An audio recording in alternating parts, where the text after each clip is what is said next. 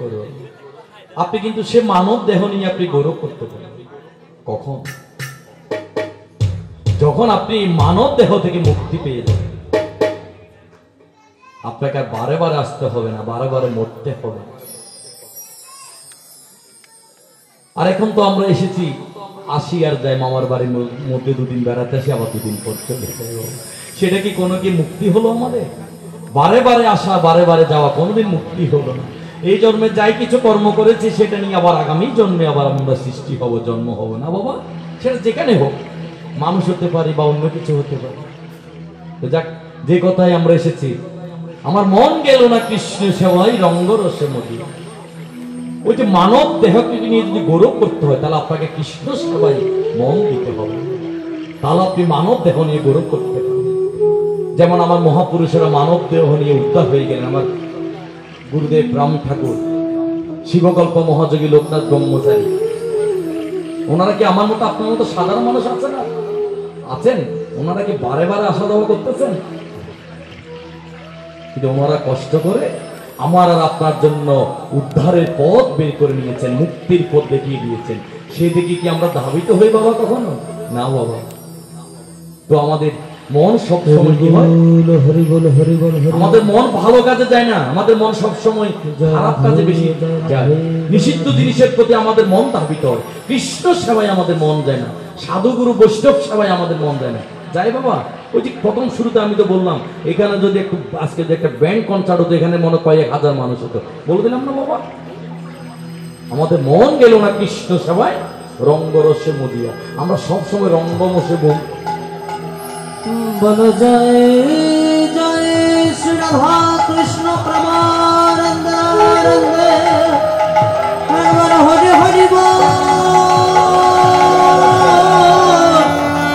হরে হরি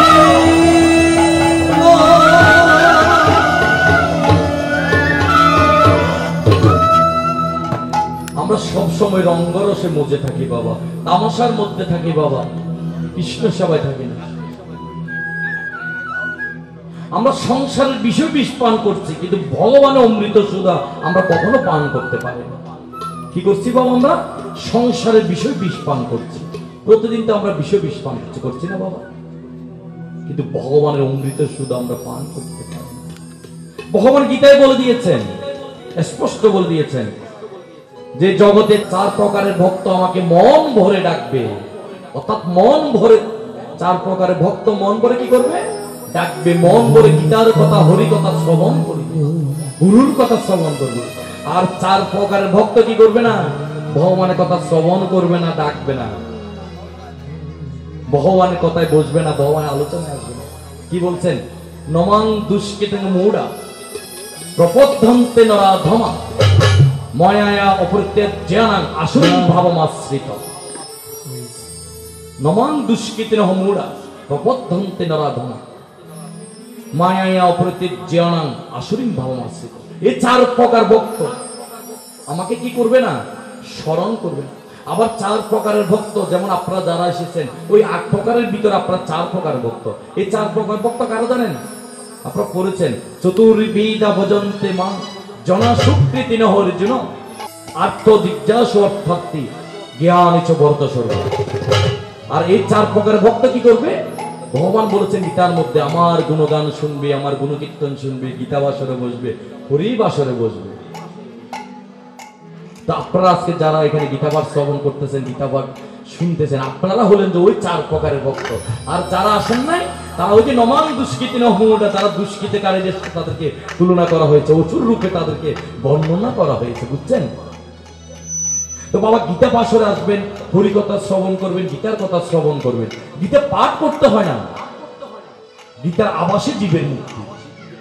কেমন?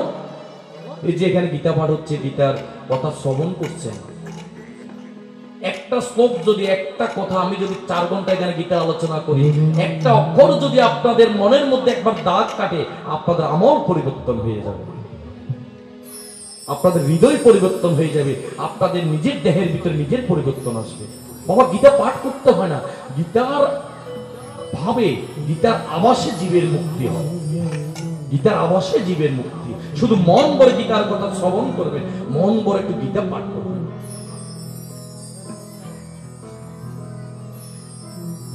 তো যদি বলি একটু শুনুন, 10 থেকে 12 বছর একজন শিশু, খুব গরিব ঘরে জন্ম তার, এমন অবস্থা তার সংসারে একটু তেল জোগাড় করে মাটির প্রদীপ জ্বালিয়ে একটু গীতাটুকু পাঠ করবে ওই ক্ষমতা তাদের ছিল না, তার বাবার ছিল। তার মধ্যেও সংসারে সবকিছু সামাল দিয়ে এসে সন্ধ্যাবেলায় একটু তেল দিয়ে মাটির প্রদীপ জ্বালিয়ে একটু গীতা পাঠ করার চেষ্টা করবে। তো এভাবে করতে করতে কোন রকম চলছে বাবা। তখন তো আর কারেন্ট ছিল না, কারেন্ট জ্বালিয়ে গীতা পাঠ করবে ওই মাটির প্রদীপে ছিল তখন না বাবা, মাটির প্রদীপের তেল দিয়ে প্রদীপ জ্বালিয়ে গীতা পাঠ করার চেষ্টা করে। তো একদিন সন্ধ্যার সময় আসলো, টাকাও ইনকাম হলো না, রোজগার হলো না। ওই ঘরে সামান্যটুকু একটু তেল ছিল, আর ওই সামান্যটুকু তেল দিয়ে মাটির প্রদীপের মধ্যে মাটির প্রদীপখানা জ্বালিয়ে যে না মাত্র গীতা পাঠ করতে বসছে, ওই তেলও ফুরিয়ে গিয়েছে, ওই মাটির প্রদীপখানা নিভিয়ে গিয়েছে। ওই শিশুটির আর গীতা পাঠ করা হলো না। অন্ধকারের মধ্যে কি বাবার গীতা পাঠ করা যাচ্ছে? তখন ওই শিশুটি হাও মাও করে আবেগে চিৎকার করে কান্না করতে লাগলো, আর ভগবানকে দোষ দিতে লাগলো, হে ভগবান, হে প্রভু, তুমি আমাকে এমন একটি ঘরে জন্মগ্রহণ দিয়েছো, এমন একটি ঘরে পাঠিয়েছো ধরাধামে, সামান্যটুকু তেল জোগাড় করতে পারছি না, আর ওই সামান্যটুকু তেলের কারণে আমি তোমার গীতাটুকু একটু শেষ করতে পারছি না। তো ওই শিশুটি আবেগের বশত খুব হাও মাও করে চিৎকার করে কান্না করতেছে। তো পাশে ছিল একজন মদগ্রস্ত ব্যক্তি। ওই মদ খাওয়ার কারণে ওর ফ্যামিলির সাথে সবার সাথে ছিন্ন হয়ে গিয়েছে। ওই মদ খেয়ে এলাকার মানুষের সাথে নানা রকম ঝগড়া জাকি অত্যাচারিত, কেউ তাকে দেখতে পারতো না, এক ঘরে ঘরে রেখে দিয়েছে। তো সন্ধ্যার সময় ওই ব্যক্তি ওই দিন কাজটা সেরে মদ খেয়ে ঘরে এসে বসছে মাত্র, আর বসা মাত্র শুনতেছে এই শিশুটি খুব চিৎকার করে হাওয়া করে কান্না করছে।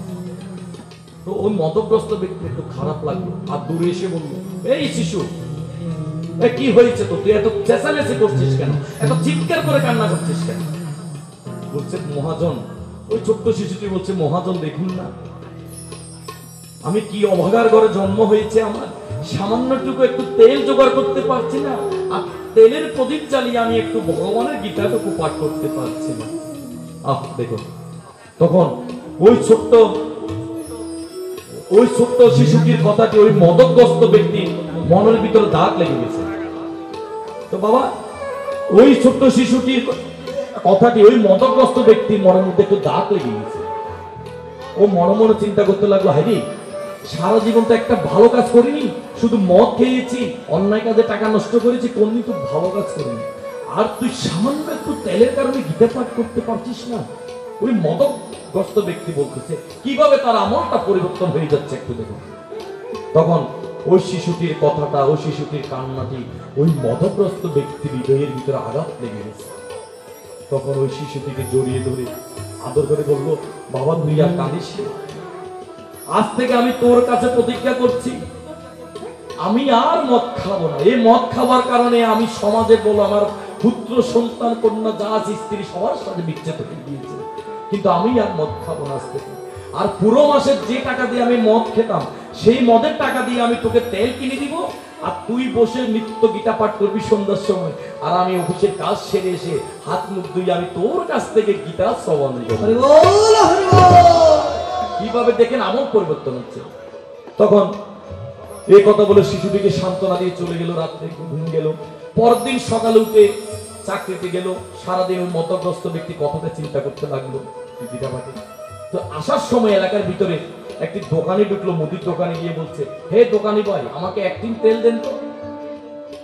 তখন ওই দোকানি ভাই তো এবার ভয়ে পড়ে গেল, আরে এই মদগ্রস্ত ব্যক্তি 1 টিন তেল নিয়ে কি করবে, বাবা আবার কার বাড়ি এবার আগুন লাগিয়ে দেয় কিনা, আবার আমি বিপদে পড়ে কিনা, ও তেল দিতে রাজি হচ্ছে না।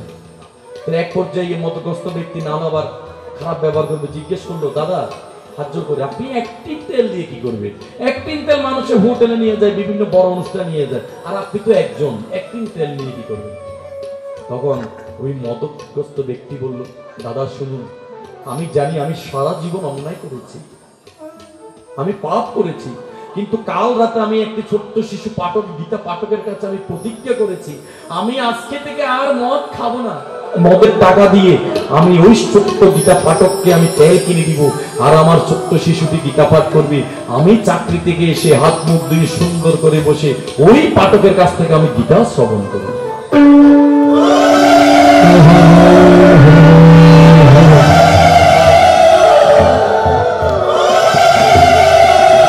বুঝতে পেরেছেন? তখন তারপরে ও মনের মধ্যে দয়া হলো, দোকানে এবার একদিন তেল দিল। তেল দেওয়ার পর ওই ছোট্ট শিশুটিকে বললো, এ তোর তেল নেই, তো গীতা পাঠ কর, আমি এখন গীতা শ্রবণ করবো তোর কাছ থেকে। জীবনে তো গীতা কি জিনিস কখনো খুলেও দেখিনি, কখনো চাইনি, গীতার নাম শুনি। তখন ওই মানুষের তেল দিয়ে ছোট্ট শিশুটি প্রত্যেক দিন সন্ধ্যার সময় কাজ সেরে এসে, তখন তো এত উন্নত ছিল না দুনিয়া, ওই মাটির বাতি জেলে গীতা পাঠ করতো। আর ওই লোকটি এসে হাত মুখ ধুয়ে সুন্দর করে পবিত্র হয়ে ওই ছোট্ট শিশুটির কাছ থেকে গীতা শ্রবণ করতে লাগলো। তো ঠিক ওইরকম করতে করতে 1 মাসের ভিতরে ওই লোকটি হঠাৎ করে মারা গেল রাত্রে, যিনি গীতা শ্রবণ করতেন। তো মারা যাওয়ার পর সবাই এলাকার মধ্যে সবাই ওর প্রতি বিতৃষ্ণা, ওর প্রতি সবাই নারাজ, ওকে কেউ দাহ কার্য করবে না, কিছু করবে না। তো বলছে আমরা ওই লোককে আমরা সৎকার করতে পারবো না, তোমরা যে যা ইচ্ছে তাই করো। এলাকার কেউ এগিয়ে আসলো না। তো সবাই এলাকার মধ্যে সিদ্ধান্ত হলো ওর জন্য 1 টাকা কেউ খরচ করবে না, ওকে আগুনও পোড়াবে না। তো 3 জনকে দায়িত্ব দিল। 3 জন ব্যক্তি ওকে ধরে কি করলো, পাশের একটি পাহাড়ে গুহার মধ্যে ফেলে দিয়ে আসো। বললো তো তোমরা ওখানে ফেলে দিয়ে আসো, ওই জঙ্গলে কত রকম হিংস্র প্রাণী আছে, তার লাশটা খেয়ে ফেলবে। প্রাণীরা আছে না বাবা, বাঘ ভালো, যারা খেয়ে ফেলবে। ওদের কথা মতো সমাজের কর্তৃত্ব যারা ছিলেন তাদের কথা মতো লাশটাকে কি করলেন, জঙ্গলে ফেলে দিলেন। কিন্তু স্বয়ং ভগবান 1 দিন 2 দিন 3 দিন 3 দিন রাতে 3 জন কৃষ্ণ ভক্তকে স্বপ্নে আদেশ করলেন। ভগবান প্রিয় 3 জন সব কৃষ্ণ ভক্তকে, যে হে ভক্ত, 3 জনকে যে ভগবান আদেশ করলেন, 3 জনের 3 জন জানতেন না। 3 জন 3 জায়গার লোক, যে তোমরা যাও অমুক জায়গায় অমুক পাহাড়ের নিচে অমুক জঙ্গলের ভিতরে একটি লাশ পড়ে আছে, তোমরা লাশটিকে এনে সৎকার অর্থাৎ দাহ করার ব্যবস্থা করো।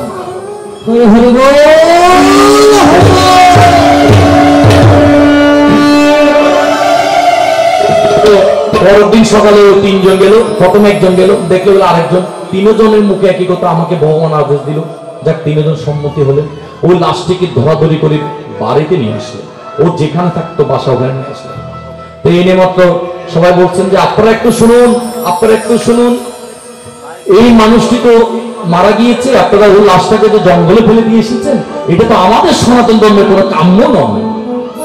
ওর তো বড় একটা সৎকার করার প্রয়োজন, সৎকার করতে হবে, না হলে তো জগতের অমঙ্গল হবে, আমাদের গ্রামের অমঙ্গল হবে না। সবাই বলছে না, আমরা ওই বাবুর কোনো সৎকার করতে পারবো না, ও বেঁচে থাকতে আমাদেরকে জানা কষ্ট দিয়েছে, জানা অত্যাচার করেছে, আমরা ওই লোকের কোনো সৎকার করতে পারবো না, আমরা 1 টাকা খরচ করতে পারবো না। তো এবার ওই কৃষ্ণ ভক্ত 3 জনের মধ্যে যিনি বয়োজ্যেষ্ঠ একজন ছিলেন, উনি এবার দাঁড়িয়ে বললেন, আচ্ছা ঠিক আছে, আপনারা ওনার সৎকার করিয়েন না, কেউ টাকা দিয়েন না, কিন্তু আমার একটা কথার আপনারা একটু উত্তর দিবেন। সবাই বলল কি বলেন, আমরা দেখি জানি কিনা। বললো যে আমি জানি এই ব্যক্তি সারা জীবন কারো উপকারে আসেন, আপনাদের সাথে মনোমালিন্য হয়েছে, ধর্ম বিরোধিত হয়েছে, অত্যাচারিত হয়েছেন, আপনারা কষ্ট পেয়েছেন, কিন্তু মৃত্যুর পর তো সব চলে যায় মানুষের। আচ্ছা এমন কি কেউ আছেন যে এই ব্যক্তি একদিন একটা ভালো কাজ করেছেন, আপনারা কেউ কি জানেন? তাহলে আমি একটা কিছু করতে পারি। তখন ওই যে মুদির দোকানে থেকে তেল কিনেছেন ওই লোকটা দাঁড়িয়েছেন, বলতে হ্যাঁ বাবু আমি একটা অত ভালো কাজ জানিও না। কি বলতে, বিগত 1 মাস আগে উনি আমার থেকে 1 টিন তেলের জন্য আসছেন, আমি ওনাকে দিতে চাই না, তখন উনি আমাকে সবকিছু ভেঙে বলেছেন, তখন আমি ওনাকে দিয়েছি। কি বলেছেন? ওই যে গীতা পাঠকের কথা বলেছেন। তখন এলাকা মানুষ সবাই আস্তে আস্তে তার প্রতি ভক্তি শ্রদ্ধা আসতেছে। কিন্তু এদিকে ওই যে ছোট্ট শিশুটি, যে ছোট্ট বালকটি গীতা পাঠ শ্রবণ করাতেন, তিনি দূর থেকে চিৎকার করে করে আসতেছেন, আপনারা শুনুন, আপনারা শুনুন, যে লোকটি আজকে মারা গিয়েছে, আমি কাল রাত্রে স্বপ্ন দেখেছি উনি সরাসরি ভগবানের সাথে মিশে গিয়েছেন, সরাসরি ভগবানের সাথে মিশে গিয়েছেন।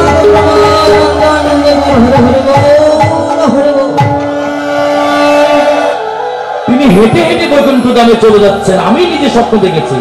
12 বছর একজন শিশুর কথা যখন সবার কানে গিয়েছে, বাবা একটা মায়ার কারণ হয়ে গেল না সেটা? কেন হয়েছে জানেন? কিভাবে ওই যে লোকটি, সে মদগ্রস্ত ব্যক্তির আমলটা পরিবর্তন হয়েছে দেখেছেন? কেন? ওই যে 1 মাস সে গীতা শ্রবণ করেছে, ভাগ্যক্রমে সে মাসটা ছিল দামোদর মাস, কার্তিক মাস। আর কার্তিক মাস যে দামোদর মাস, এটা আমাদের জন্য অত্যন্ত একটি জরুরি মাস, গুরুত্বপূর্ণ মাস। এটা আমরা সকলে জানি না। স্বয়ং ভগবানকে যশোমতী মা বাৎসল্য রূপে গরু বাঁধার দড়ি দিয়ে কোমরের মধ্যে বেঁধে রেখেছিলেন একমাত্র যশোমতী মা, ঠিক না? যাকে বাঁধার জন্য মুনি ঋষিরা 1000 বছর চেষ্টা করে পারে না, পারে ভগবানকে বাঁধতে। আর আমার যশোমতী মা বাৎসল্য রূপে স্বয়ং ভগবানকে গরুর বাঁধার দড়ি দিয়ে কোমরের মধ্যে বেঁধে রেখেছিলেন। তো ভাগ্যক্রমে সেটা ছিল ওই দামোদর মাস। ওই দামোদর মাসে 1 মাসে গীতা শ্রবণ করার পর যে ব্যক্তিটি মারা গিয়েছেন, তার কি হয়েছে দেখেছেন? তাই আপনারা সকলে একটু চেষ্টা করবেন প্রত্যেক বছর কার্তিক মাসে দামোদর মাসটাকে পালন করার জন্য। আমাদের সনাতনীদের মধ্যে দেখবেন অনেকে আছেন এই কার্তিক মাসে, এই দামোদর মাসকে সাত্বিক আহার করে, অর্থাৎ নিরামিষ ভোজন করে প্রত্যেক দিন সন্ধ্যাবেলায় ভগবানের চরণে প্রদীপ প্রজ্বলন করে, আছে না বাবা? এবং মনের আশা ব্যক্ত করে, কিন্তু ভগবান সকল ভক্তের মনের আশা পূর্ণ করে। এটা হলো আমাদের সে দামোদর মাস। আর 3 দিনে যদি বাবা আমরা কেউ মারা যাই, আমাদের দেহটা কি 3 দিন থাকবে বাবা? আমাদের দেহটা পৌঁছে যাবে না বাবা? পৌঁছে যাবে না? গন্ধ বেরোবে না? কিন্তু ওই ব্যক্তির দেহ যখন 3 জন আনতে গিয়েছেন পাহাড় থেকে, দেহ পৌঁছা তো দূরে থাক, একটা কীট পতঙ্গ পর্যন্ত দেহের ভিতরে আঘাত করতে পারে না। কেন পারে নাই? একটা কথা মনে রাখবেন, ভজনশীল দেহের কখনো মৃত্যু হয় না। ভজনশীল কৃষ্ণ নাম শোনা দেহের কখনো মৃত্যু হয় না। গীতার আলোচনা দেহের কখনো মৃত্যু হয় না। আমরা গীতা পাঠ করছি, গীতা কি আমরা জানবো। আপনারা মনে করবেন হয়তো বাবু এখানে আপনি আলোচনা করছেন গীতা পাঠ কি, আমার পাশে একজন কিন্তু বসে আছেন, আপনারা দেখতেছেন কত সুন্দরভাবে গীতা পাঠ করছে। আমি যদি গীতা পাঠ করি, আপনারা তো বলবেন শুধু গীতা পাঠে হচ্ছে, এখানে কি কি বুঝতেছি। বাবা গীতা পাঠটা সবাই করতে পারে, শুদ্ধ করে হোক ভুল করে হোক। ভুল করে করলে কোনো অসুবিধা নেই। আপনি যদি না জানেন, আমি যদি ভুল না করে, আমার শুদ্ধটা আসবে কোথায় থেকে বাবা? গীতা কি বুঝছেন এবার? গীতা শ্রবণম মঙ্গলম। গীতা কেন পাঠ করবেন, গীতা বাসরে কেন যাবেন, হরি বাসরে কেন যাবেন, বুঝছেন এবার? ভজনশীল দেহের কখনো মরণ হয় না। তাই শাস্ত্রে মহাজন লেখেন, গীতা ভব পারের ঠিকানা। হরি হরি বল, হরি বল। কিসের ঠিকানা গীতা? ভব পারের ঠিকানা। গীতা কোন? গীতা ভব পারের ঠিকানা। মহাজন লিখে দিয়েছেন গীতা ভব পারের ঠিকানা। শুধু এই পারের নয়, ওই পারের ঠিকানা বাবা। গীতা করো সাধনা, গীতা করো ভজনা, গীতা ভব পারের ঠিকানা।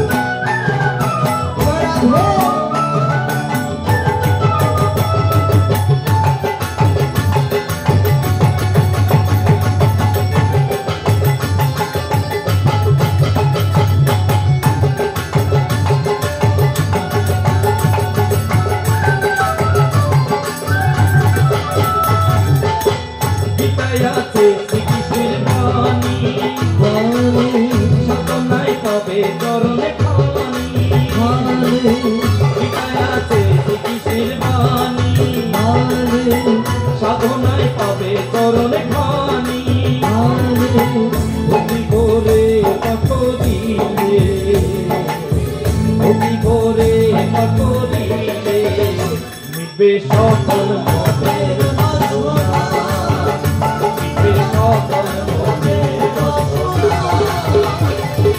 ভগবানের ঠিকানা গানে কি বলে শুনে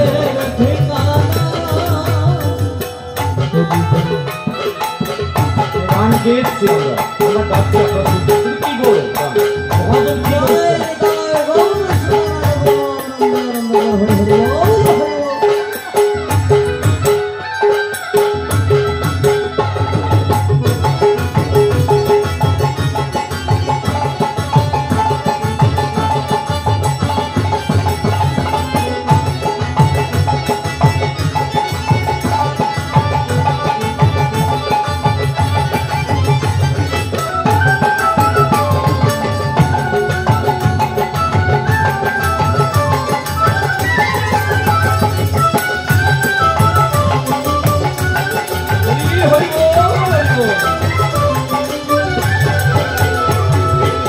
অন্ধকারে জ্বালাবে বাতি মৃত্যুকালে গীতা সাথী অন্ধকারে জ্বালাবে বাতি মৃত্যুকালে গীতা সাথী